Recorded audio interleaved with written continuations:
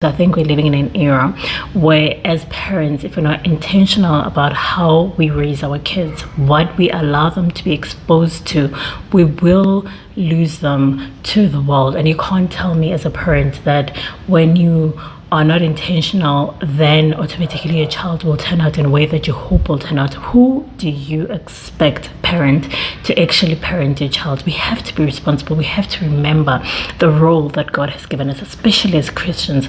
Proverbs 22:6 says that train up a child in a way that they should go, and when they're old they will not depart from it. It's one of my favorite scriptures because if you unpack the scripture, it talks about the intentionality of a caregiver or a parent training, meaning that you are constantly, repeatedly forming a child in a certain way until they are of age.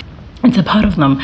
Most of the time as parents, we think that most of our child's education, it's actually at school. We miss the whole point. One of the most important education that the kids will get, or lessons, if I can put it that way, it's at home, intentionally, with the parents, with the caregivers. So you can't think that a Sunday school teacher or a teacher at school will actually take the primary role of informing your child in these very important things. Foundation of a child is not mathematics. I hope you know that.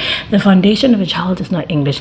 The foundation of a child is the ability to connect first to God, to themselves, and then connect to the world around them, and building their character as well. I'm talking about things like patience, hope, loyalty, integrity, those kind of things, self-discipline and so forth. So those things, parents, we need to be very intentional about them, because if we're not intentional about those things, it automatically leaves our kids very exposed to a world that is ready to actually devour them in so many ways that we have no idea of, or to some extent we actually do, because we've actually kind of seen how kids these days interact with one another and interact with the media, which is very, very unhealthy.